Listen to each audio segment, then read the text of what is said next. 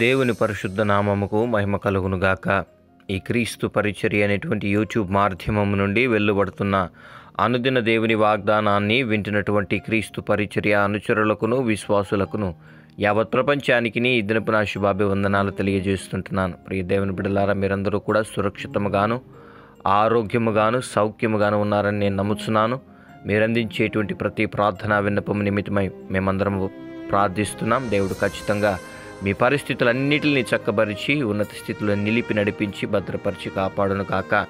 మరి నిన్నటి అనుదిన దేవుని వాగ్దానాన్ని కింద ఎంతమంది అయితే ప్రార్థన అవసరతలు తెలియచేశారో, ఒక సహోదరుడు వాళ్ళ పాపకి మాటలు రావట్లేదని, 4 సంవత్సరాలు వచ్చిన ఇంకనూ మాటలు రావట్లేదని బాధపడుతూ ప్రార్థనా విన్నపం తెలియచేశారు. బ్రదర్, మేము ప్రార్థన చేస్తున్నాం, మీరు ధైర్యంగా ఉండండి.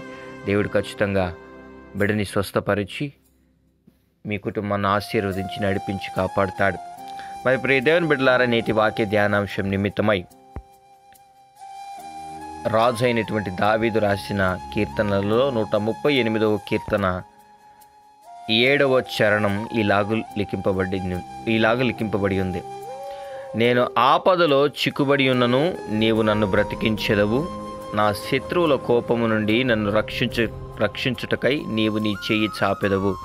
నీ కుడి చేయి నన్ను రక్షించును. ప్రియ దేవుని బిడ్డలారా, రాజు అయినటువంటి దావీదు ఏం పలుకుతున్నాడో ఒకసారి మనం జ్ఞాపకం చేసుకున్నట్లయితే, నేను ఆపదలో చిక్కుబడి ఉన్నను, నీవు నన్ను బ్రతికించెదవు.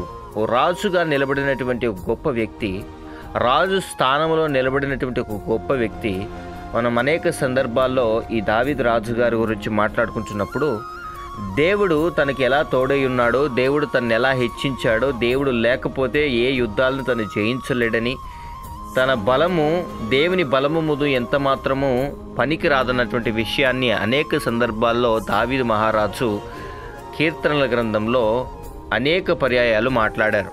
మరి ఇక్కడ ఈ వచనాన్ని జ్ఞాపకం చేసుకున్నట్లయితే, ఆపదలో చిక్కుబడి ఉన్నను, నీవు నన్ను బ్రతికించెదవు.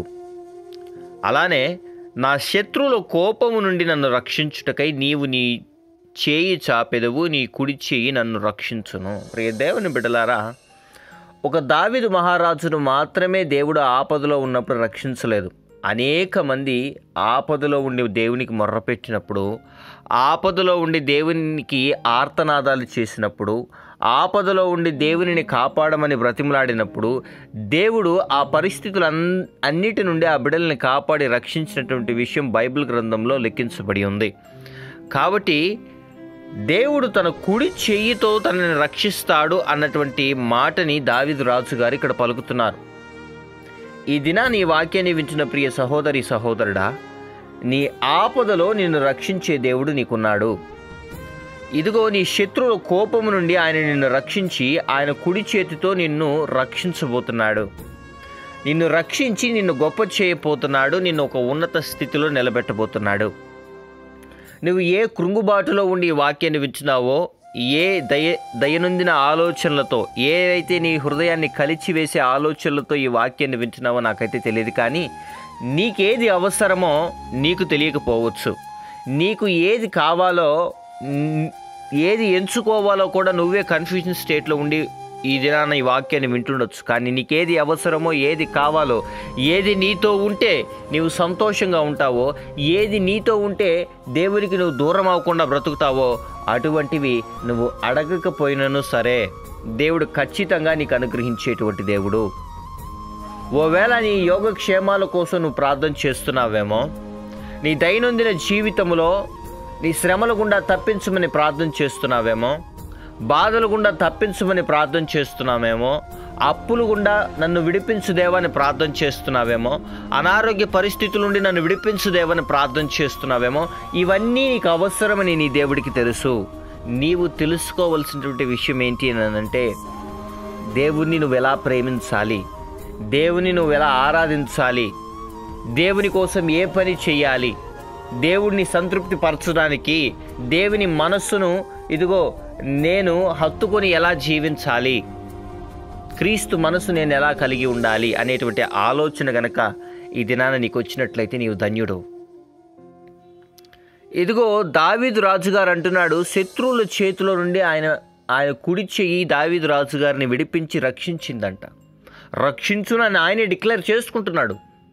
దేవుని మీద ఎంత నమ్మకం లేకపోతే, దేవుని మీద ఎంత పరిపూర్ణమైనటువంటి విశ్వాసం లేకపోతే, దేవుని కృప కోసం ఎంత పరిపూర్ణంగా కనిపెట్టుకొని ఇదిగో ఆ గొప్ప రాజు నిలబడకపోతే, ఈ దినాన ఆ మాటలు ఆయన పలకగలిగాడు.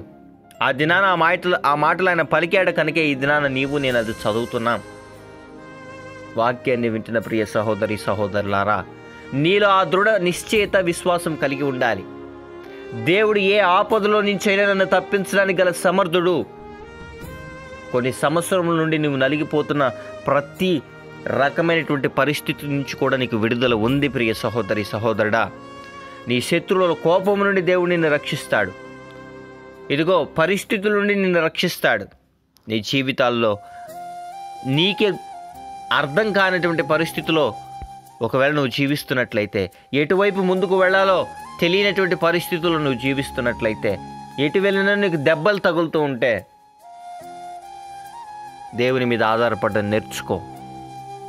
దేవుని సంపూర్ణంగా అర్థం చేసుకోవడం నేర్చుకో.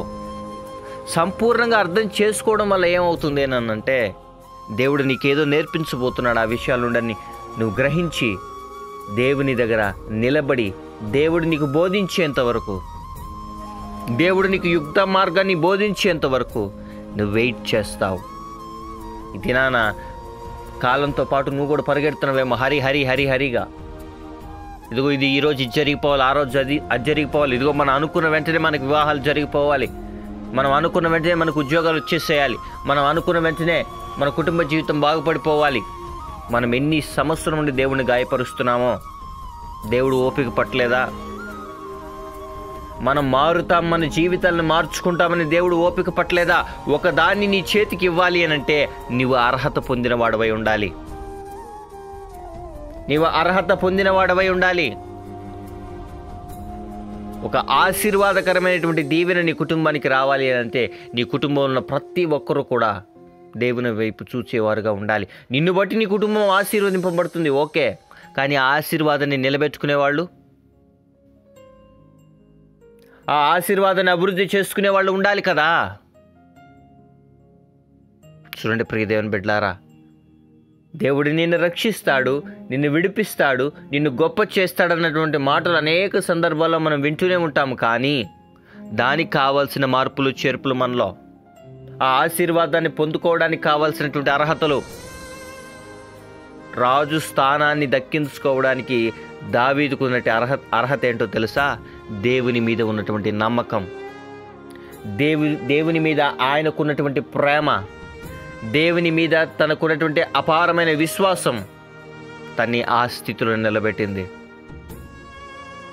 ఈ దినాన నువ్వు డౌన్ గ్రేడ్ స్థితిలో పడిపోయావంటే, నిన్ను ఎగతాళి చేసేవారు నీకంటే హై పొజిషన్లో ఉన్నారంటే నీ విశ్వాసం దేవుని మీద ఎలా ఉంది? శత్రువుల చేతిలో నుండి నిన్ను తప్పిస్తూ కనబడిన దాడులన్నిటి నుండి నిన్ను దాగు చేస్తూ వస్తున్న దేవుని మీద నీ చూపు ఎలా ఉంది? నీ నమ్మకం ఎలా ఉంది? దావీదు మహారాజు అన్నాడని కాదు, కానీ అనేక సందర్భాల్లో దేవుడు నిన్ను నన్ను కూడా తప్పించాడు. అనేక సందర్భాల్లో నిన్ను నన్ను కూడా ఆయన విడిపించాడు, గొప్ప చేశాడు, నిలబెట్టుకున్నాడు. ఈ దినాన మనం సజీవ లెక్కల్లో ఉన్నామంటే మన మంచితనం ఎంత మాత్రమైతే కాదు ప్రియ సహోదరి సహోదరులారా, కేవలం దేవుని ఉచిత కృప. మరి ఆ ఉచిత కృప చేత మనల్ని ప్రేమిస్తూ కనికరిస్తూ కృప చూపుతూ వస్తున్న దేవునికి మనం ఏ రకమైనటువంటి మర్యాద ఇస్తున్నాం? మనం ఏ రకమైనటువంటి విలువనిస్తున్నాం ఆయనకి? మన పద్ధతులు మనం మార్చుకోవాల్సిన రోజులు దగ్గరికి వస్తున్నాయి, వచ్చేసాయి. అనేక సందర్భాల్లో నేను చెప్పి మీకు మీ పద్ధతి మార్చుకోండి, దేవుడిని కలుసుకునే విధానం మార్చుకోండి, దేవుడిని కలుసుకునే విధానం మార్చుకోండి. దేవుని మీద సంపూర్ణంగా ఆధారపడండి. మనుష్యులను నమ్మినంత గుడ్డిగా మీరు దేవుడిని నమ్మలేకపోతున్నారు బిడ్డ. దేవుడి మీద పడేటువంటి ఆ మనసు మీకు రావట్లేదు అని అంటే ఈ లోకంలో మిమ్మల్ని ఇంకేదో వెనక్కి లాగుతుంది, ఏదో సమస్య మిమ్మల్ని వెనక్కి లాగుతూ ఉంది. ఆ పరిస్థితిని పెద్దవి చేసి చూపిస్తూ దురాత్మ మిమ్మల్ని ముందుకు అడుగు వేయనీయకుండా మీ జీవితంలో ఎదగనీయకుండా, మీరు దేవునితో అంటుకట్టపడకుండా ఏదో మిమ్మల్ని ఆపుతుందన్న విషయాన్ని గ్రహించిన ముందు మీరు అనవసరమైనటువంటి కనెక్షన్లు అన్నీ దంచుకుంటే, ఏదైతే లోకంలో మీకు అనవసరంగా కనెక్షన్లు ఉన్నాయో, లోక ఆశలు, లోక వైభోగాల్లో మనం కూడా పాలిభాగస్తులు జీవించాలనే కోరికలు ఏవైతే మీరు దేనితో టైఅప్ అయి ఉన్నారో నాకైతే తెలియదు. బట్ అన్నిటి నుంచి మీరు సంబంధాలు తెంచుకోగలిగితే మీ చూపు దేవుని మీదకి మలుతుంది. లేదా దేవుడు కొట్టి మిమ్మల్ని లాక్కొని రావాలి అని అంటే ఆ ట్రీట్మెంట్ వేరుగా ఉంటుంది.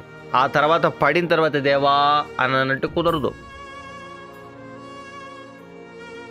దేవుడు తన మనస్సును త్రిప్పుకోకముందే మన మీద నుంచి మనం నిలకడగా నిలబడగలిగేటువంటి మనస్తత్వం కలిగిన వారమై ఉండాలి. తద్వారా దేవుడు మన జీవితంలో గొప్ప కార్యాలు చేసి నడిపిస్తాడు. గొప్ప దేవుని దగ్గర నుంచి గొప్ప కార్యాలే మనం ఆశపడాలి. కానీ ఆ గొప్ప కార్యాలు ఆశపడేటువంటి మనము కూడా ఆ గొప్ప స్థాయిలో నిలబడడానికి గల అర్హతను సంపాదించుకోవాలి. దావీదు అర్హతను సంపాదించుకున్నాడు. దేవుని మీద సంపూర్ణమైనటువంటి విశ్వాసం కలిగి నిలబడ్డాడు. ఈ దినాన వాక్యాన్ని కొన్ని సంవత్సరములు గుండెమించినటువంటి ప్రియ సహోదరి సహోదరుడా, నీవింకా ఏ స్థితిలో ఉన్నావు? ఏ స్థితిలో ఉండవలసినటువంటి వాడువు? ఏ స్థితిలో ఉన్నావు? ఓసారి జ్ఞాపకం చేసుకో. దేవుని మీద ఆధారపడు. నీ తప్పులు పొరపాట్లు ఏదైనా ఉంటే సరిదిద్దుకో. దేవుని ఎదుట నిలబడు.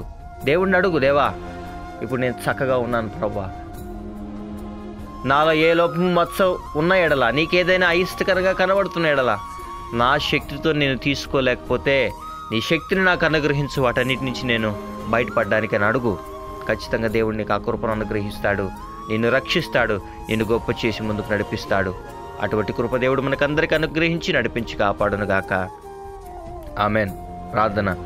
మహాపరిశుద్ధుడును మహోన్నతుడును సర్వోన్నతుడును జీవాధిపతి జీవము కలిగిన రాజ్యానికి ఘనమైన శ్రేష్టమైన నామానికి స్తుతులు స్తోత్రాలు వందనాలు. ఈ క్రీస్తు పరిచర్య అనేటువంటి యూట్యూబ్ మాధ్యమం నుండి స్పష్టంగా నీవు మాతో మాట్లాడిన రీతిని బట్టి నీకు వందనాలు చెల్లిస్తున్నాం.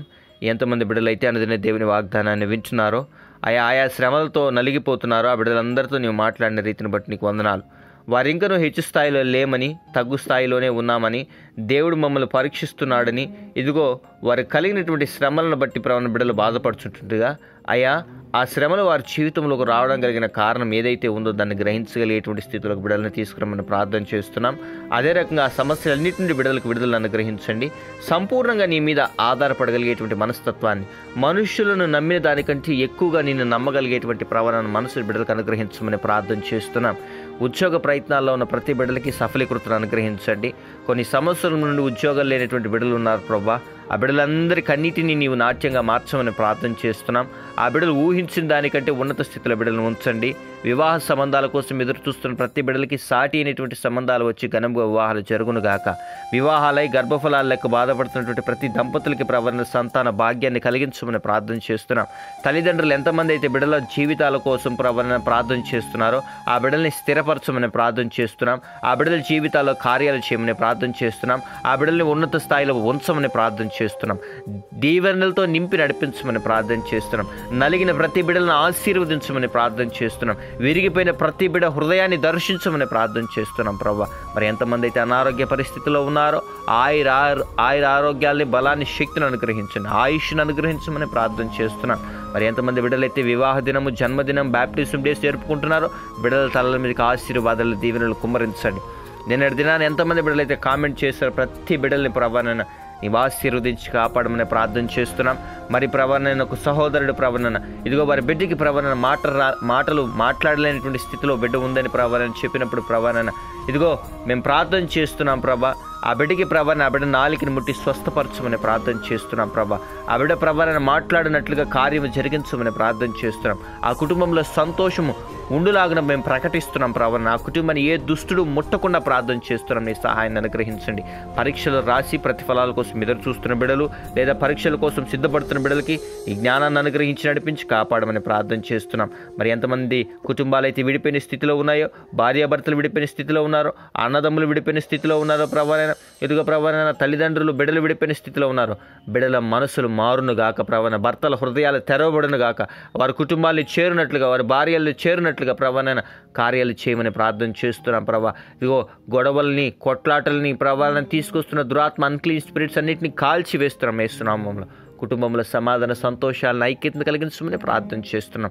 ఉన్న ఉద్యోగంలో బిడ్డలకి ఉన్నత స్థాయిలో బిడ్డలు ప్రభువును ఉండలాగిన బిడ్డల్ని లేవనెత్తండి. విదేశాల్లో ఉన్న ప్రతి బిడ్డను దర్శించండి. ఆ బిడ్డలకు కావాల్సిన సంరక్షణ అనుగ్రహించి నడిపించి కాపాడండి. రిటైర్మెంట్కి దగ్గరగా ఉంటున్న ప్రతి ప్రవణ బిడ్డల్ని దర్శించి కాపాడండి. పరిపూర్ణ ఆరోగ్యాన్ని, బలాన్ని, శక్తిని అనుగ్రహించమని ప్రార్థన చేస్తున్నాం ప్రభా. ఎంతమంది బిడ్డలైతే ప్రభానైనా ఈ అనుదిన దేవుని వాగ్దానాన్ని అనేక మందితో షేర్ చేసి ఛానల్ని సబ్స్క్రైబ్ చేస్తున్నారు, వారికి సంబంధించినటువంటి ప్రతి ప్రార్థన విన్నపము కామెంట్ సెక్షన్లో తెలియపరుస్తున్నారు. బిడ్డలందరూ ఆశీర్వదింపబడి దీవింపబడుదురుగాక. వారి ప్రార్థన అవసరతలన్నిటికీ జవాబు దొరుకునుగాక. ప్రభా, స్థిరముగా నీ మీద నిలబడగలిగేటువంటి మనసును బిడ్డలకు అనుగ్రహించమని ప్రార్థన చేస్తున్నాం. శత్రువుల చేతుల నుండి బిడ్డలను విడిపించమని ప్రార్థన చేస్తున్నాం. ఎంతమంది అయితే ఇదిగో ఒంటరి స్థితిలో ఉన్నామని ఏడుస్తున్నారో, ఇదిగో కన్నీరు కారుస్తున్నారో ప్రభా, ఆ బిడ్డల జీవితాల కార్యాన్ని జరిగించమని ప్రార్థన చేస్తున్నాం. ఆ బిడ్డలను ఒక ఉన్నత స్థాయిలో నిలిపి నడిపించమని ప్రార్థన చేస్తున్నాం. ఈ దిన దీవెలతో తృప్తిపరచమని ప్రార్థిస్తున్నాం. సమాధాన, సంతోషం, ఐక్యతలు కలిగించి ఓ గొప్ప స్థితిలో బిడ్డల్ని ఉంచమని, ఈ దిన దీవెలతో బిడ్డల్ని నింపి నడిపించమని స్తుతి, ఘనత, మహిమా, ప్రభావాలు నీకే ఆరోపిస్తూ యేసయ్య అతి పరిశుద్ధమైన నామమున ఈ ప్రార్థన విన్నపములు అడిగి పొందుకుని ఉన్నాం మా ప్రియ పరలోకపు తండ్రి. Amen, amen, amen. Praise the Lord. May God bless you all.